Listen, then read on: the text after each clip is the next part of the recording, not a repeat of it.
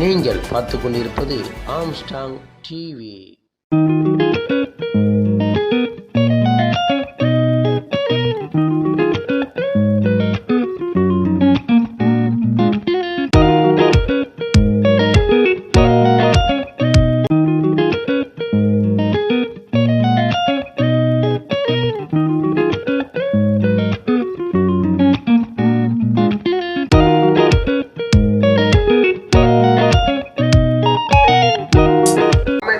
பண்றதுனால ஊடகங்கள் பெரிய அளவுக்கு நமக்கு சப்போர்ட் பண்றாங்க.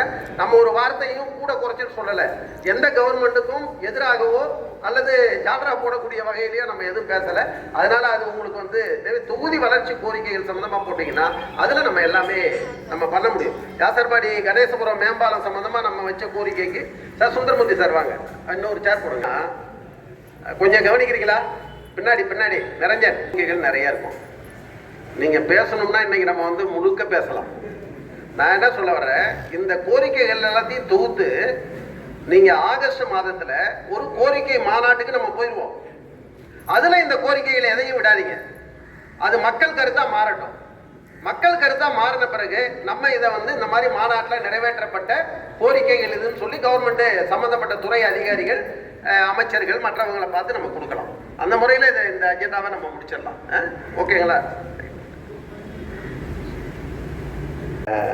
நேரம் நமக்கு கம்மியாக இருந்தால் கூட நம்முடைய திருவொற்றியூர் எண்ணூர் பகுதியில் ஒரு பலமான வகையில் சங்கங்களை இணைத்து, ஒரு 60 சங்கங்களுக்கு மேற்பட்ட சங்கங்களை இணைத்து நம்மோடு நெருங்கி நிற்கக்கூடிய அண்ணன் வி.கே. ஏழுமலை அவர்கள் 1-2 வார்த்தைகள் இப்பொழுது உங்களிடையே பேசுவார். கூட்டமைப்பினுடைய தலைவர், மதிப்புக்கும் மரியாதைக்குரிய டி.கே. சண்முகம் அவர்கள், மரியாதைக்குரிய மதிப்புமிகு செயலாளர் ஆர். ஜெயராமன் சேவைகள் செய்து ஒரு கம்யூனிஸ்ட் இயக்கத்தில் இருந்தாலும் அதையும் மீறி பல சேவைகள் பட்டா போன்ற இப்போ சமீபத்தில் நம்ம திருவொற்றியூரில் சேர்மன் இருந்து பல வழிகளில் பல நன்மைகளை செய்து அவர் ஒரு புத்தகமாக வெளியிட்டு பல சேவைகளை செய்தாங்க.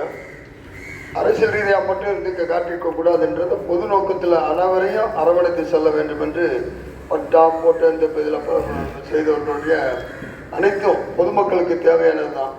மற்ற தனிப்பட்ட முறையில் அரசியல் ரீதியில் செஞ்சால் சில அரசியல் இயக்கங்கள் ஒத்துழைப்பு கிடைக்காது அப்படின்னா ஒரு கூட்டமைப்பு ரீதியாக இணைச்சி இப்படிப்பட்ட கூட்டத்தை நடத்தி கொண்டிருக்கின்ற இந்த கிராமத்தினுடைய தலைவர்கள் மற்றும் இங்கே சேர்ந்த அனைவருக்கும் நன்றியினை தெரிவித்துக் கொள்கிறேன். நாங்கள் ஏற்கனவே கிராம ஒருங்கிணைப்பு சங்கம் மூலிமா இங்கே கண்தானம், இரத்த தானம்லாம் 3 முறை பல வருடங்களுக்கு முன்னாடி செஞ்சுருக்கோம். துணை பொதுச் செயலாளர் நம்மாழ்வார் அவர்கள் இரங்கல் தெரிவித்தார்.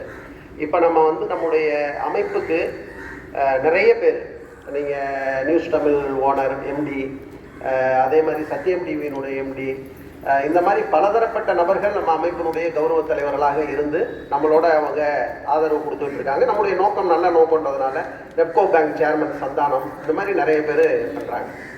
இப்போ நமக்கு என்னன்னா, ஒரு 60 சங்கங்களுக்கு மேலே இருக்கக்கூடிய சமூக சேவை செய்துக்கிட்டு இருக்கக்கூடிய வி.கே. செல்லம் குடும்பத்தினுடைய மிக முக்கியமான ஒரு அங்கமாக இருக்கக்கூடிய அவருடைய சகோதரரும் இந்த கூட்டமைப்பினுடைய 60 சங்கங்களுடைய கூட்டமைப்பினுடைய தலைவராக இருக்கக்கூடிய அண்ணன் வி.கே. ஏழுமலை அவர்களை கௌரவ தலைவராக, கூட்டமைப்பினுடைய கௌரவ தலைவராக நான் தேர்வு செய்யலாம் என்று நினைக்கிறேன்.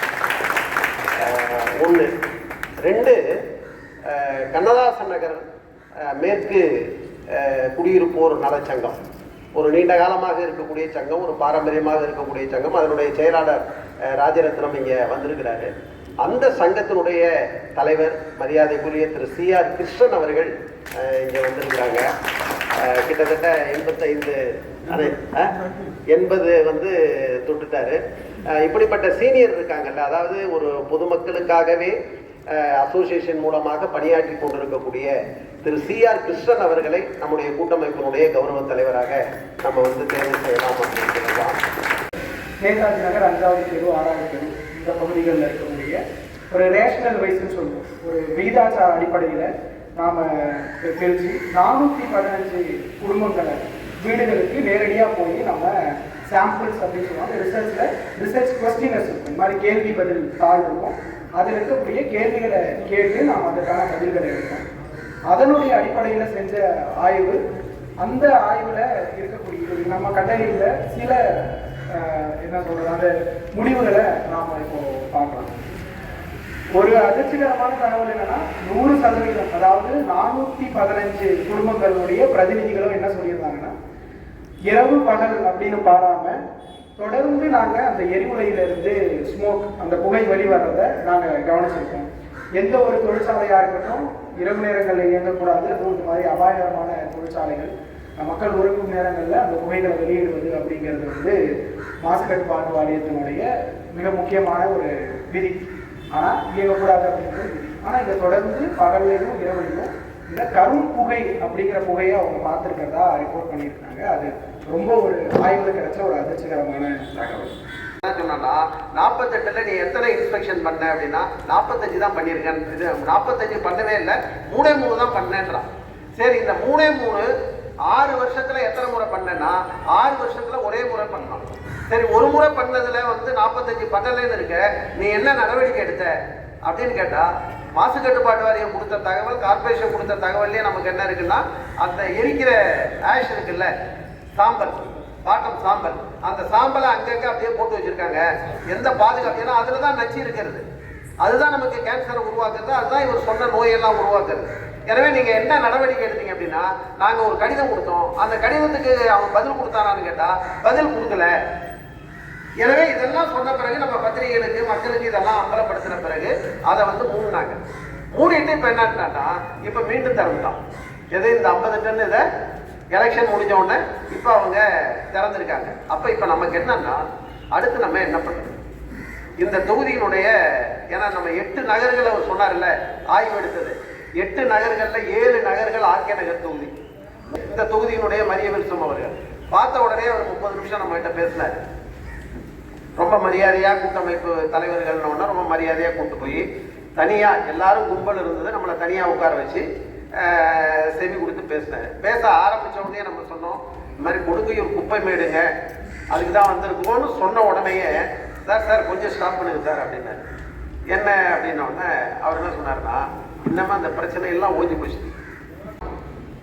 வீடு வீடா போய் நோட்டீஸ் கொடுத்தோம்ல, அந்தந்த சங்கங்கள் பேரை போட்டு வீடு வீடா இந்த கோரிக்கைகள், இந்த பரிந்துரைகள், இந்த கோரிக்கைகள் இதெல்லாம் போட்டு நம்ம வீடு வீடா நோட்டீஸ் கொடுக்கணும், மக்களை திரட்டணும், ஊர் கூட்டங்களை நடத்தணும், அங்கங்க பேனர் வைக்கணும்.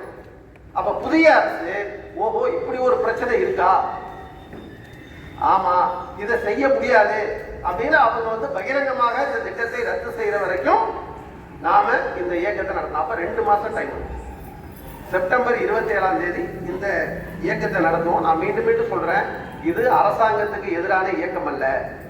ஏற்கனவே நடத்தின மனித சங்கிலியும் அரசாங்கத்துக்கு எதிரான இயக்கம் அல்ல. இது மக்களுக்கு ஆதரவான இயக்கம். மக்களுக்கு ஆதரவாக ஒரு திட்டத்தை வேண்டும் என்று நாங்கள் சொல்லுகிறோம். மக்களுக்கு எதிரான திட்டம் வந்தா அது எந்த கவர்மெண்டா இருந்தாலும் அதை நாங்க அந்த திட்டத்தை நாங்க அமுல்படுத்த விடமாட்டோம் அப்படின்ற முறையில நாம இந்த இயக்கத்தை நடத்த வேண்டும் என்பதுதான். அதுலதான் நம்ம ஏற்கனவே வைக்க கோரிக்கை, அமைச்சர்கிட்டையும் நம்ம சொன்னோம். இவ்வளவு பெரிய ஒரு பாவமா இருக்கக்கூடிய ஒரு பாவப்பட்ட ஊரு, ஒரு கெட்டதுன்னு சொல்லக்கூடிய அந்த ஒரு விஷயத்துல நீங்க என்ன பண்ணுங்க, சுற்றுச்சூழல் பூங்காவை உருவாக்குங்க, நூலகத்தை உருவாக்குங்க. எல்லா மனிதர்களும் வந்து போகக்கூடிய இடமா, இன்னைக்கு முகசுளிக்கிற இடமா இருக்கக்கூடிய இந்த கொடுங்கையூரை எல்லாரும் வந்து போகக்கூடிய இடமா நீங்க மாத்துங்க. ஒரு கெட்டதையே நல்லதாக மாத்துறது இந்த கவர்மெண்ட். உங்களுக்கு பேர் வரட்டும், எங்களுக்கு பேர் வேணாம், உங்களுக்கு பேர் வரட்டும் நம்ம அமைச்சர்கிட்ட சொன்னோம்.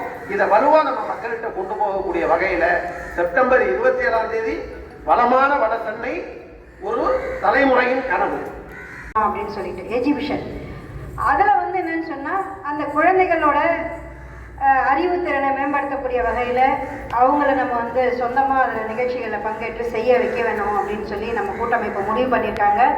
அந்த அடிப்படையில் நீங்கள் சுதந்திர தினத்தை அன்னைக்கு கொடியேற்றும் போது குழந்தைகளை அதிகமாக வந்து அதில் கலந்துக்க வைக்கிறதோட, அந்த குழந்தைகளுக்கு உங்களுடைய அசோசியேஷனில் இருந்து யாரையாவது ஒருத்தரை பொறுப்பாளராக நியமிக்கணும்.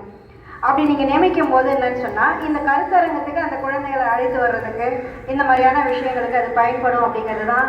இன்றைக்கி என்னன்னு சொன்னால், நிறைய சிறுவர்களுக்கு பாதிப்புகள் இருக்குது, அது சொல்ல முடியாத நிறைய பாதிப்புகள் இருக்குது. அது வந்து இப்போ தோல்வியை சந்திக்கிற விஷயமா இருந்தாலும் சரி, பாலின பிரச்சனைகளாக இருந்தாலும் சரி, இது ஆண் குழந்தையாக இருந்தாலும் சரி, பெண் குழந்தையாக இருந்தாலும் சரி, எல்லோருக்குமே இந்த மாதிரியான விஷயங்கள்லாம் வருது. அதே மாதிரி இன்னும் சில அறிவு சார்ந்த பிரச்சனைகளும் இருக்குது. எனவே வந்து என்னென்னா, அந்த குழந்தைகளுக்கு ஒரு விழிப்புணர்வு வரக்கூடிய வகையில் சில தோல்விகளையும் நம்ம எப்படி அதை சந்திக்கிறது, எப்படி நம்ம வந்து அதை இது பண்ணுறது, வென்றெடுக்கிறது அப்படிங்கிற விஷயங்கள் உட்பட நம்ம வந்து அந்த குழந்தைகளுக்கு போதிக்க வேண்டியது இருக்குது. இப்போ தான் வந்து நம்ம அடுத்த சந்ததி சம்பந்தமாக பேசியிருக்கிறோம். இந்த மாதிரியான விஷயங்கள் உடல்நலம் மனநலம் சார்ந்த விஷயத்தோடு சேர்ந்து அறிவு நலமும் சேர்ந்து இந்த கருத்தரங்கத்தில் நம்ம கொண்டு செல்லலாம் அப்படிங்கிற கூட்டமைப்பையோட அந்த விஷயத்தை உங்கள் முன்னாடி சொல்லி, வரக்கூடிய ஆகஸ்ட் 15 கொடியேற்றும் போது அந்த அசோசியேஷன் சார்பாக ஒருவரை, யாராவது ஒருத்தரை அந்த குழந்தைகளுக்கான பொறுப்பாளராக நியமித்து இந்த கருத்தரங்கத்துக்கு நம்ம வந்து நடத்துறதுக்கான விஷயங்களை முன்னெடுப்போம் அப்படிங்கிறத உங்கள் முன்னாடி சொல்லி பேச வாய்ப்பளித்தமைக்கு நன்றி கூறி முடித்துக் கொள்கிறேன். என்று ஒவ்வொரு குறிப்பிடுவார்கள் சிங்காரச்சனை. ஆனால் நாம் சிங்காரச்சனை என்ன பார்க்கிறோம் என்றால், வட சென்னையில் கேப்டன் காட்டன் கால்வாய், நல்லா கால்வாய், பக்கிங்ஹாம் கால்வாய் போன்ற நாற்றமடித்த கால்வாய்கள், அது பக்கத்திலே வாழ்கின்ற மக்கள், கொசு தொல்லையால் நாம் படுகிற அவதி, இவை எல்லாவற்றையும் கூட நாம் எதிர்காலத்தில் கவனத்தில் எடுத்துக்கொண்டு இதை மாற்றுவதற்கான முயற்சியை இந்த அரசாங்கத்தை கொண்டு எடுப்பதற்கான நடவடிக்கைகளை நம்முடைய சங்கங்களின் மூலம், நம்முடைய கூட்டமைப்பின் மூலம் செய்ய வேண்டும். ஆகவே இத்தகைய மக்கள் கோரிக்கை பணிகளை நாம் தொடர்ந்து செயல்படுத்துவதற்கு நம்முடைய சங்கம் வலுப்பெற வேண்டும். சங்கம் வலுப்பெற வேண்டும் என்றால் சங்கத்தின் எண்ணிக்கையை உயர்த்த வேண்டும். அதே போன்று இந்த செயல்பாட்டிற்கான நிதி ஆதாரம், கடந்த காலங்களில் நாம் மனித சங்கிலி இயக்கத்தை நடத்தினோம். பல ஆயிரம் ரூபாய் செலவு. தொடர்ந்து நாம் ஒவ்வொரு இயக்கத்திற்கும் இதுபோல் துண்டு பிரசுரங்கள் அளிப்பது, இன்றைக்கு கூட இந்த நிகழ்ச்சிக்காக இந்த அறிக்கையை தயாரித்து நாம் பண்ணுறோம். பார்த்தா ஒரு சிம்பிளாக தெரியும். ஆனால் இதை நாம் அடித்து கொடுப்பதற்கு பணம் தேவைப்படுகிறது. எனவே சந்தா என்பது மிக அவசியமான ஒரு விஷயமாகும். ஒவ்வொருவரும் ஏற்கனவே நம்ம சங்கம் 24ஆம் ஆண்டு நம்முடைய சங்கம் தொடங்கப்பட்டு 2 ஆண்டு காலம் ஓடிவிட்டு, இது கடந்த முதலாண்டு அநேகமாக அந்த 82 சங்கங்களில் ஏற்காடு 60 சங்கம் இன்னும் சந்தா செலுத்தப்பட்டது. இந்த சங்கத்தில் பொது செயலாளர் செயல்படக்கூடிய நான் வந்து நமது பொதுச் செயலாளர் அவர்களுக்கு பொன்னாடை போட்டு